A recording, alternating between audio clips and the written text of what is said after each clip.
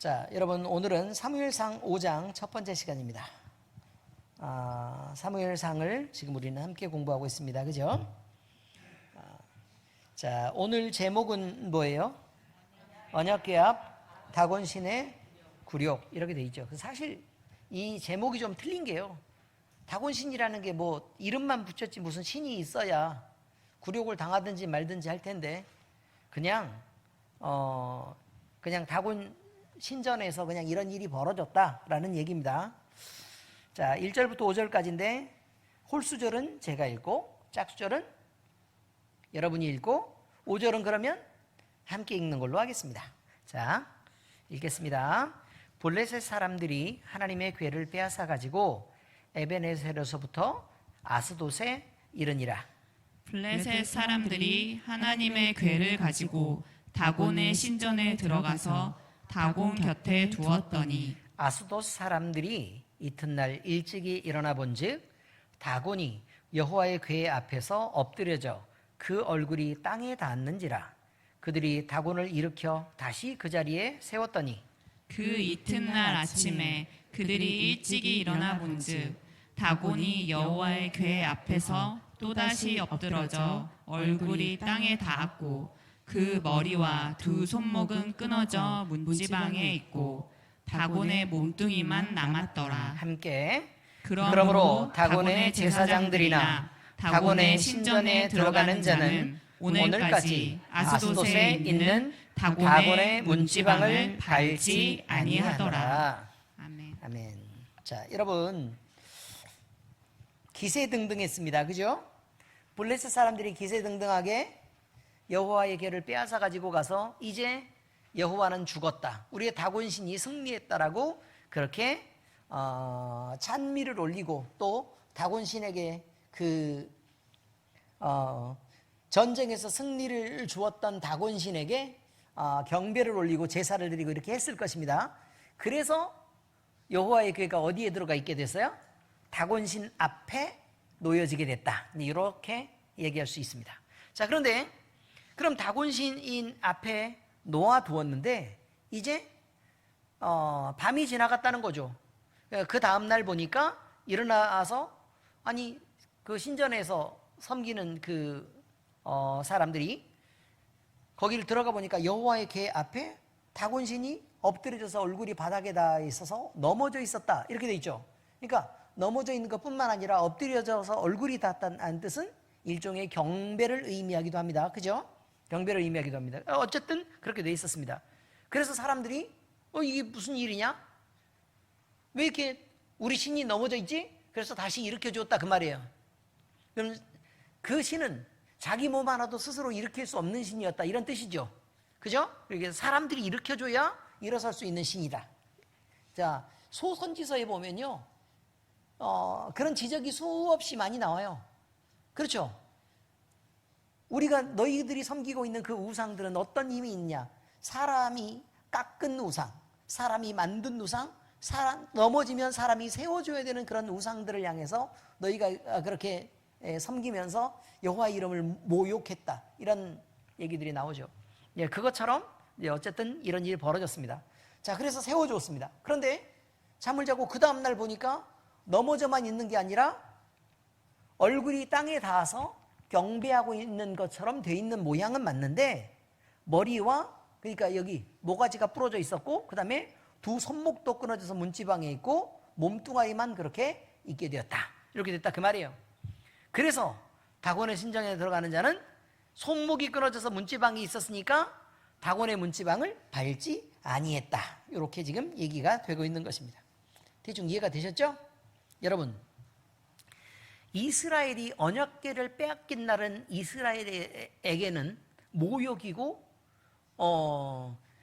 그들이 가진 모든 영광을 다 빼앗기는 날이었었던 게 분명할 것입니다. 그리고 블레셋 사람들은 자신들이 이스라엘 민족의 신 여호와를 자신들의 신 다곤이 이겼다고 분명히 생각했을 것이 분명합니다.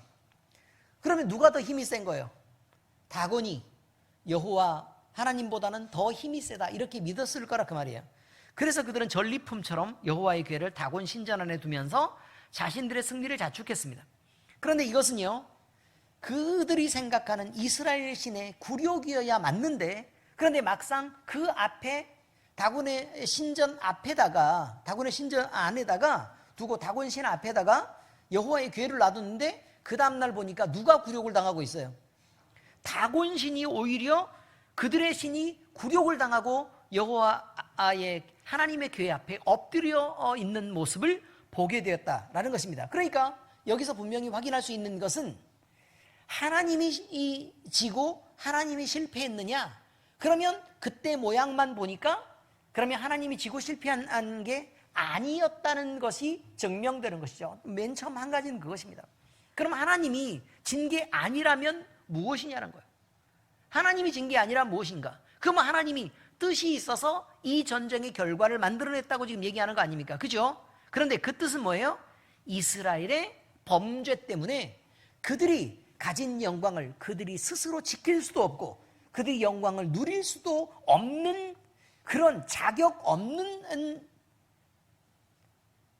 이스라엘 백성들에게 하나님의 영광이 그 안에 함께 있지 않겠다라고 하나님이 선택한 일이다 라고 밖에 말할 수 없는 것이다, 이런 말이에요. 여러분, 다곤 씨는요 무슨 권능이 있겠습니까? 그의 권능은 여호와의 권능 앞에 철저하게 짓밟혔고, 또 이 사건을 통해 하나님은 침묵하시는 순간, 그리고 마치 사람들 눈에 보일 때는 지는 것 같은 순간에도 여전히 주권을 갖고 계시고 스스로 자기의 영광을 취하시는 분이라는 사실이 지금 드러나는 것이고, 이것이 놀랍다는 것입니다. 오늘 본문은 하나님이 우상 앞에서 어떻게 홀로 하나님이신지, 그리고 굳이 꼭 하나님을 섬기는 자들이 있어야만 하나님이 영광을 취하실 수 있는 분이냐? 그렇지 않다는 거예요. 하나님은 스스로 하나님 혼자서도 마음껏 영광을 취하실 수도 있고 마음껏 심판하실 수도 있고 마음껏 자기의 주권을 드러내실 수 있는 분이다 라는 것을 오늘 성경은 보여줍니다. 자, 하나님은요 다곤 앞에 섭니다. 이게 중요한 거예요.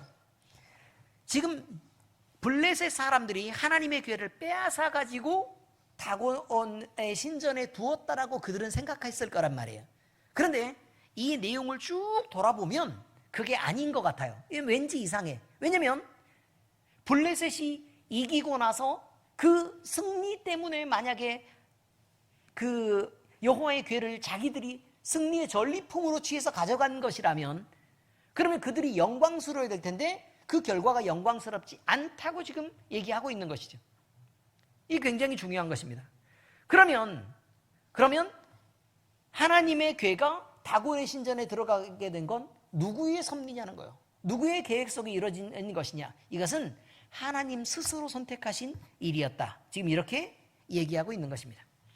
여러분, 고대 근동에서는요 전쟁의 승패, 이제 그들이 전쟁에 나가려 그러면 언제나 제사를 드렸어요. 언제나 제사를 드렸죠. 그런데 그 전쟁에서 이기고 지는 것은요 그들이 제사한 신과 신의 싸움이다, 이렇게 인식하고 있었습니다. 그런데 하나님은 결코 사람의 생각과 우상 숭배하는 그 체계 안에 갇히시는 분이 아니셨습니다. 바로 다음날이요 다곤의 신상은 얼굴을 땅에 박고 넘어져 있습니다. 이것은 고대 문화에서요 정복당한 신이 취하는 자세죠. 그러니까 예를 들면 어느 왕이 다른 나라를 침공을 해가지고 그 나라의 왕, 그 나라에서 전쟁에서 이겼단 말이에요. 그러면 어떻게 하게 해요? 이긴 왕은 보좌 위에 가서 앉고, 그 다음에 진 왕은 앞으로 내려와서 무릎을 꿇리죠. 그죠? 그리고 어떻게 하게 해요? 경배하고 고개를 숙이게 하고 머리를 조아리게 하죠. 그죠? 바로 이런 것입니다. 그런 의미였다는 거예요. 그래서 하나님께서는 블레셋에 교만을 쳐서 상징적으로 심판한 것, 이것을 지금 다곤 신이 하나님 앞에 경배하는 모양으로 표현하고 있는 것입니다. 이것은 우연이 아니라 하나님이 친히 다곤 앞에서 서신 사건이었습니다. 그러나 그 다음날 일어난 일은 더욱 결정적이죠. 블레셋 사람들이 다곤 신상을 다시 세웠습니다. 왜 세웠냐면 바람이 불었든지 아니면 흔들렸든지 아니면 누가 실수를 했든지 그래서 신이 넘어졌을 거라고 그렇게 생각한 것입니다.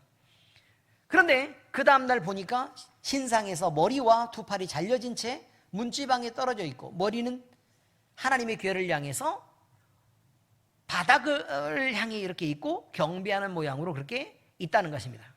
여러분, 목이 잘렸다는 것은요, 그 생명이 없다는 뜻을 말합니다. 손이 잘렸다는 건 권위를 잃었다는 것입니다. 힘과 권위를 모두 잃었다는 뜻이죠. 하나님은 다곤의 권세와 능력을 완전히 끊어버리고 그것을 블레셋 사람들에게, 자, 너희가 섬기고 있는 이 신이 얼마나 무익하며 얼마나 무능한지를 너희들이 친히 봐라 라는 것을 보여주신 것입니다. 이 장면은 다곤은 신이 아니라 하나님인 내가 참 신이고 나는 바로 너희들이 신이라고 인정할 만한 그 하나님이다 라는 것을 보여주는 것, 이 선언을 하나님이 하셨다는 것입니다. 이처럼 하나님은 우상을 단번에 무너뜨리실 뿐만 아니라 그 정체를 완전히 드러내셔서 그 앞에서 숨겨진 거짓 힘을 폭로하십니다. 구약의 여러 곳에서도 우상은 스스로 움직이지 못하며 아무것도 할 수 없는 헛된 존재라고 계속 말하고 있습니다. 시편 115편 4절에서 7절 말씀입니다. 같이 읽을까요? 시작. 그들의 우상은 은과 금이요 사람이 손으로 만든 것이라. 입이 있어도 말하지 못하며 눈이 있어도 보지 못하며 귀가 있어도 듣지 못하며 코가 있어도 냄새 맡지 못하며 손이 있어도 만지지 못하며 발이 있어도 걷지 못하며 목구멍이 있어도 작은 소리조차 내지 못하느니라 라고 얘기하죠. 여러분, 절에 가면 뭐가 있어요? 불상이 있죠. 그죠?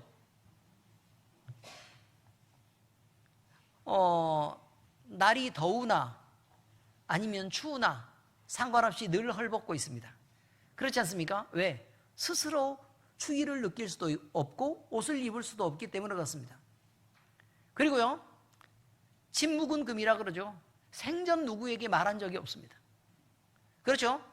그런데 움직이지도 못하고 사람이 들어서 움직여서 자리를 잡아줘야 그 자리를 차지할 수 있는 그 가짜신이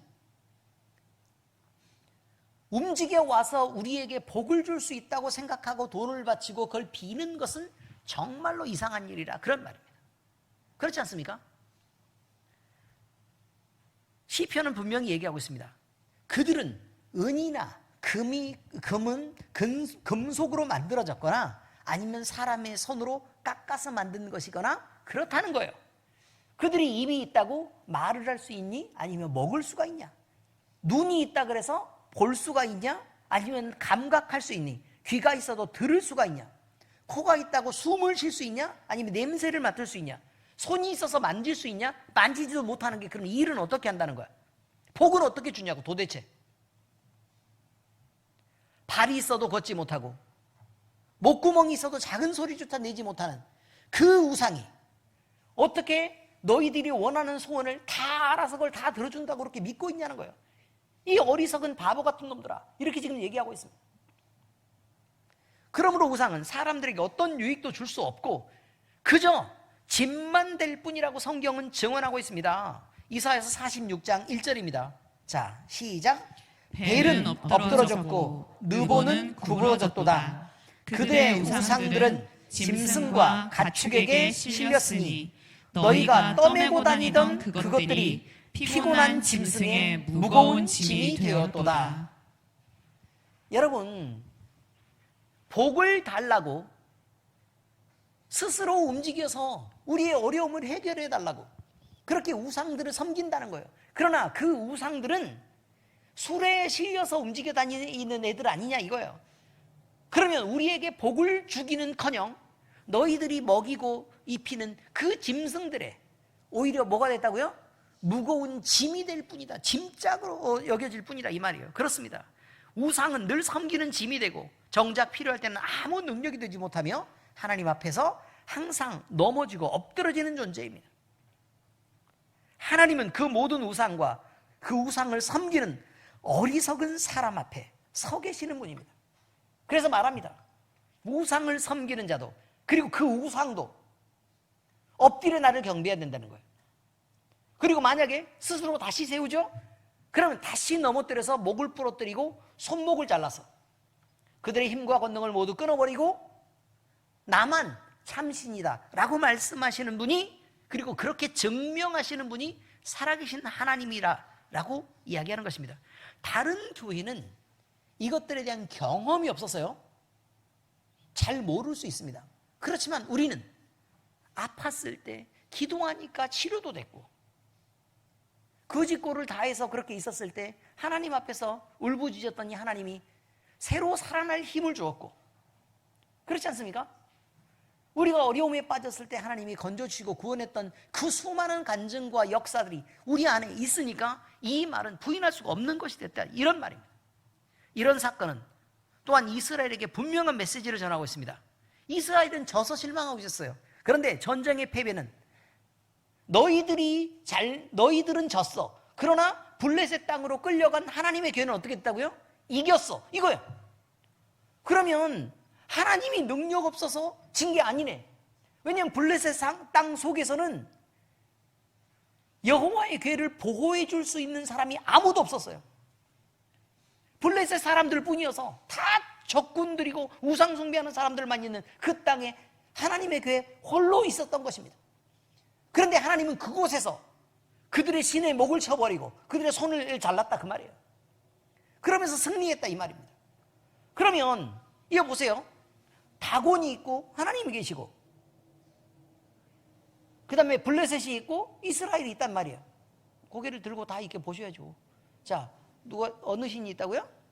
다곤이 있고 하나님이 있고, 그 다음에 눈에 안 보인다 그러니까, 그럼 그 다음에는요 블레셋이 있고 이스라엘이 있었다, 그 말이에요. 겉으로 보이는 전쟁은 누구와 누구 사이? 블레셋과 이스라엘 사이에 전쟁했어요. 그러니까 이 사람들은 명분은 뭐였냐면 다곤과 하나님 사이의 전쟁이라고 보았던 거라, 그 말이에요. 그런데 문제는 이 둘이 싸웠을 때 누가 이겼다고요? 블레셋이 이겼어. 이스라엘은 몽땅 지고 여호와의 궤마저 빼앗겼으니까, 그러면 다곤이 힘이 세고 이스라엘의 하나님은 당연히, 여호와 하나님은 힘이 없는, 권능이 없는 분이구나 라고 생각했을 수 있다, 그 말이에요. 그런데 실제로 보니까 사람이 빠지고 나서 여호와 하나님이 괴죠, 사실은. 그죠? 괴. 그 다음에 다곤 신상이 이렇게 있었다, 그 말이에요. 근데 누가 이겨요? 하나님이 이기죠. 그럼 결국 이스라엘이 전쟁에 패한 건 하나님이 져서가 아니라는 거예요. 이해는 하셨죠? 성경은 그 얘기를 말하고 싶은 거예요. 이스라엘에게. 그러면 이스라엘에게는 뭘 깨달으라고 한 것이냐, 그 말이에요. 뭘 깨달으라고 한 것이냐. 너희는 왜 졌냐는 거야. 왜 졌을까요? 왜 졌을까요? 질만 하니까 졌다는 거예요. 그럼 이스라엘이 진 이유를 누구에게 찾아요? 하나님에게서는 찾을 수 없다는 거야. 결국 이스라엘 안에서 찾아야 된다고 얘기하는 거예요. 이스라엘 안에 찾아야 된다. 그래서 근데 이것은 뭘 말하고 싶은 거냐는 거예요. 뭘 말하고 싶은 것이냐. 그러면 우리가 지금 신앙생활을 하고 있잖아요. 신앙생활을 하고 있는데 우리 인생 속에 여러 가지 어려움들이 있을 수 있다고 얘기하는 거예요. 절망의 상황이 있을 수 있고, 큰 병에 걸려서 넘어질 수도 있고, 하나님이 그 기업을 쳐서 계속해서 망해가게 할 수도 있고, 그럴 수 있다고 얘기하는 거예요. 그러면 우리가 생각을 할 때는 우리가 섬기는 하나님이 무능하거나 하나님이 아무 힘이 없거나 이래서 우리에게 복줄 능력도 없고 우리의 상황을 돌이킬 능력이 없어서 그저 이런 상황이 펼쳐질 수 있는 거라고 우리는 그렇게 생각할 거란 말이에요. 그래서 뭐라고 생각한다고요? 하나님을 미워하고 하나님을 원망하고 그 탓을 하나님께 돌리는 사람들이 이스라엘 백성들이었다고 지금 얘기하고 있는 것입니다. 그런데 말이에요, 하나님은 스스로 이기시는 분이라니까요. 그 상황에서 우리에게 말하고 싶은 건 뭘까요? 우리에게 말하고 싶은 건 원인이 하나님께 있지 않고 바로 너에게 있다고 얘기한 거예요. 그 원인은 너에게 있다. 네 죄 때문이고 너의 잘못 때문이고 너의 불경건 때문이고 네가 하나님을 그렇게밖에 못 믿어서 그런 거 아니냐. 거짓 믿음, 죽은 믿음, 우상 숭배하는 그런 믿음으로 그렇게 살면서 하나님이 졌다고 말하는 그 사람들은, 그 사람들에게 들으라고 바로 이 사건이 있었던 것이라 그 말입니다. 하나님이 누구십니까? 하나님은 우상과 비교할 수 있겠습니까?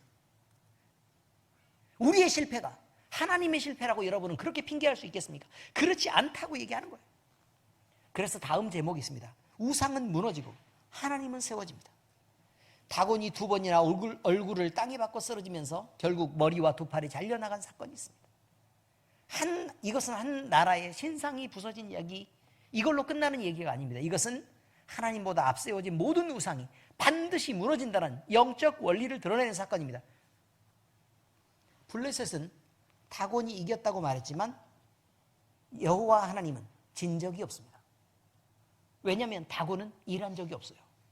그냥 하나님이 이스라엘 범죄 때문에 지게 하신 것이기 때문에 그렇습니다. 자, 우리에게 묻습니다. 이제 너는 무엇을 붙잡고 있느냐? 우상이냐 아니면 나냐? 라고 묻습니다.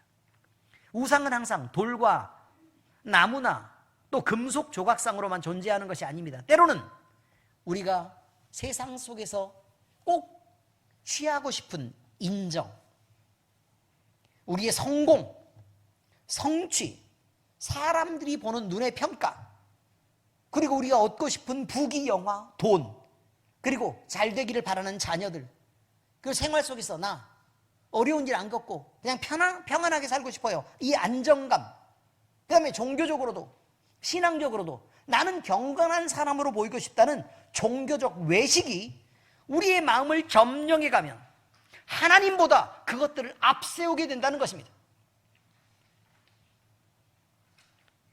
우리는 그것들을 의지하며 그것들이 우리의 삶을 붙들어 줄 것이라고 기대하지만 하나님은 사랑하시는 자기 백성이 잘못된 것, 다시 말해서 우상에 생명을 걸지 않도록 이런 우상을 먼저 무너뜨리시는 분이라 그 말이에요. 사람이 그 우상을 다시 세우죠? 그럼 어떻게 하신다고요? 다시 넘어뜨려서 목을 치고 팔을 자를 것이라고. 얼마나 무서운 얘기입니까, 여러분? 여러분이 사랑하는 세상은 그렇게 하나님으로부터 정죄를 받고 심판을 받는 것입니다. 그러면서 성경은 일관되게 이 진리를 강조합니다. 높임을 받으셔야 될 분은 오직 단 한 분, 여호와 하나님뿐이시고. 자, 이사야서 2장 17, 18절 읽겠습니다. 시작. 그날에 자고한 자는 굴복되며 교만한 자는 낮아지고 여호와께서 홀로 높임을 받으실 것이요 우상들은 온전히 없어질 것이며. 이렇게 되어 있습니다. 여러분, 우리가 말하는 우상이 뭐라고요? 모양으로만 존재하는 게 우상이 아니란 말이에요. 그런데 종교적 교만들도 우상이 많은데요, 사실 우리 교단에서는 하나님보다 부적처럼 쓰이는 것들을 제거하기 시작했습니다. 아시겠습니까? 하나님 말고, 살아계신 하나님 말고 부적처럼 쓰이는 것들을 제거하기 시작했다 그 말이에요. 자, 뭘 제거하기 시작했냐면 십자가입니다. 그래서 여기 위에다가 우리 십자가 달아요, 안 달아요? 여러분들은 십자가를 사랑하잖아요. 그래요, 안 그래요? 십자가를 사랑하죠. 왜 우리 교단에서는 십자가를 없애려고 그렇게 노력할까요? 십자가 사건을 지우고 싶은 걸까요? 아니요. 십자가하고 마늘하고 막 이렇게 들고 막 귀신 쫓아낸다고 그렇게 막 성수 뿌리고 막 이렇게 하는 사람들 때문에 그런 거예요. 십자가가 가치가 없는 게 아니라 십자가에 달리신 예수님을 생각 안 하고 십자가만 갖고 그렇게 있어서, 응? 십자가로 목걸이하고 다니면서 이 십자가가 나를 지켜줄 거다 이렇게 생각하니까 십자가를 없애기로 한 거라고요. 아시겠습니까? 그러면 십자가도 뭐가 된다? 우상이 된다 이렇게 얘기하는 거예요. 머리맡에 성경책을 베고 자면 나쁜 꿈을 안 꿀 거다, 이래서 성경책도 우상이 되는 거라고요. 책 자체는, 말씀 자체가 뭐가 우상이겠냐 이 말이에요. 근데요, 여러분, 하나님의 말씀도 우상일 수 있어요. 하나님의 말씀을 그저 격언으로 받아들이고 지켜야 될 율법으로 만들어버리면 거기에 하나님이 빠진다고요. 아시겠습니까? 말씀을 통해서 하나님이 발견되고 살아계신 하나님이 느껴져야, 그래야 그 말씀이 생명력 있는 살아있는 말씀이 되는데, 하나님 빼버리고 그냥 사람들을 옥죄기 위해서 우리가 외워서 사용하는 그런 많은 말씀들이 우상화되어 있다고 얘기하는 거예요. 다른 사람들을 지적질하고요, 남한테 나쁘다고 얘기하면서 정죄하고 판단하는 사람들이 교회 안에서 다들 뭐 하고 있는 줄 아십니까? 성경 말씀 들고 외워요. 그게 하나님의 마음입니까? 우상이라고. 자기를 높이려고 하는 우상이라 그 말이에요.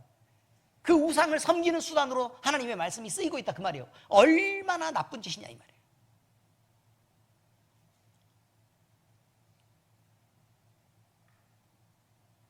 바로 이런 것입니다. 교회 건물을 여러분 제1성전, 제2성전 이렇게 얘기하죠.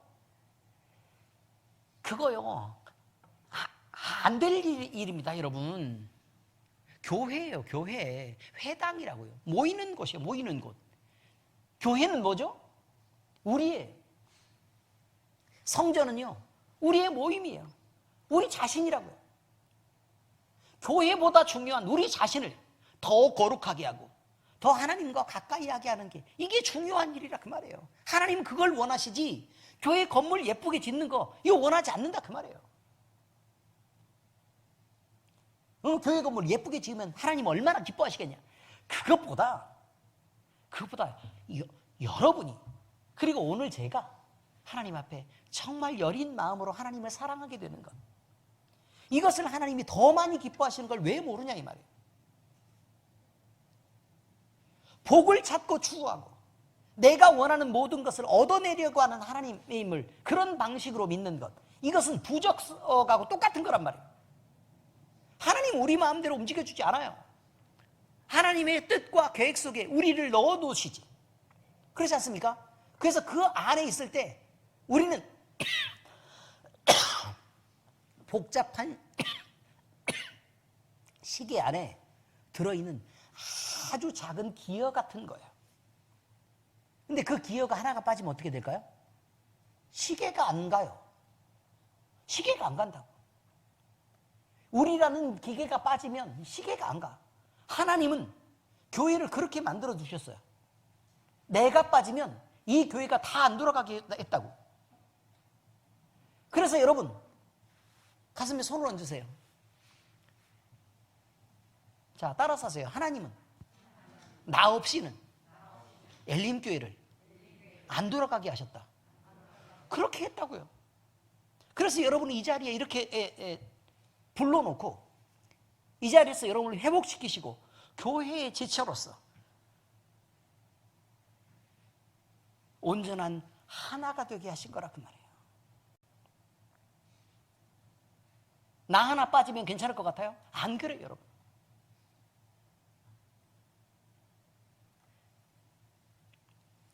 그러므로 여러분, 우리는 스스로 교만해져서 나를 높이지 말고 하나님을 높이는 사람들이 되어야 된다는 걸 잊지 마시기 바랍니다.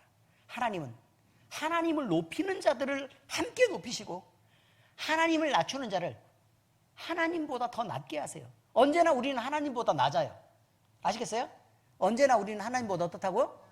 하나님보다 무조건 낮죠. 하나님보다 어떻게 높을 수 있어요. 그런데 하나님을 엄청 우리가 높이면 우리도 따라서 어떻게 돼요? 올라가겠죠. 하나님을 엄청 낮췄어요. 근데 우리는 하나님보다는 어떠니까? 무조건 낮으니까. 그럼 우리는 바닥으로 깔리는 거예요. 우리의 인생도 바닥이 되고. 사무엘상 2장 30절입니다. 함께 읽겠습니다. 시작. 그러므로 이스라엘의 하나님 나 여호와가 말하노라. 내가 전에 내 집과 내 조상의 집이 내 앞에 영원히 행하리라 하였으나 이제 나 여호와가 말하노니 결단코 그렇게 하지 아니하리라. 나를 존중히 여기는 자를 내가 존중히 여기고 나를 멸시하는 자를 내가 경멸하리라. 이렇게 되어 있습니다. 나를 존중히 여기는 자를 내가 존중히 여기고 나를 멸시하는 자를 내가 경멸하리라. 이 중요한 거예요. 밑줄 그어요 얼른. 그었어요? 네, 잘하셨습니다. 그러므로 우리는 세상을 이끄는 인간 중심의 원리, 나 중심의 원리를 피하고 오직 그리스도 대신 우리 주님을 높이며 따라야 합니다. 주님이 더 높아지고 더 높아질수록 우리는 주님 따라서 함께 높아져 가는 것임을 늘 믿으시기 바랍니다. 고린도후서 10장 5절입니다. 시작. 하나님 아는 것을 대적하여 높아진 것을 다 무너뜨리고 모든 생각을 사로잡아 그리스도에게 복종하게 하니. 결국 우리는 주님께 복종해야만 되는 상황입니다. 그렇게 만들어져 있습니다. 어떻게 주님보다 우리가 높겠습니까? 하나님은 우리 삶에서 하나님보다 높은 자리에 앉아 있는 다곤들을 무너뜨리십니다. 여러분의 다곤은 무엇입니까? 여러분이 소중히 여기고 여러분이 높이고 싶어 하는 것은 무엇입니까? 그것은 하나님 앞에 엎드러질 것이고 목이 잘리고 손목이 잘릴 것입니다. 그리고 그 무너짐이 있을 때 그것은 우리의 실패가 아니라 하나님께서 우리를 다시 당신의 품으로 돌이키시기 위해 열어놓은 회복과 구원의 길입니다. 우리를 넘어뜨린다 그래서 우리를 망하게 하시려는 게 아니라 그 말이에요. 이스라엘이 전쟁에서 실패했다 그래서, 전쟁에 지고 실패했다 그래서 이스라엘 백성들을 버리시려고 하는 게 아니라 그 말이에요. 시간을 쭉 지내보세요. 그러면 하나님은 이스라엘이 회복되게 하기 위해 전쟁에서 패하게 하고 그들이 슬픔을 겪게 한 것입니다. 그러므로 우리에게서의 다곤이 무너질 때 그것은 불행이 아니라 은혜의 시작인 것을 믿으시기 바랍니다. 하나님은 우리의 마음이 분열된 자리, 또 절반만 차지하는 신앙이 자리한 곳을 깨뜨려 버리시고 오직 하나님만 전부가 되는 세상, 하나님이 전부 되도록 바라보는 자리에서 우리를 서게 하십니다. 우리의 삶 속에서도 하나님보다 더 의지해온 무엇인가가 있다면 그것이 지금 흔들리거나 무너지는 것처럼 느껴지더라도 두려워하지 말아야 됩니다.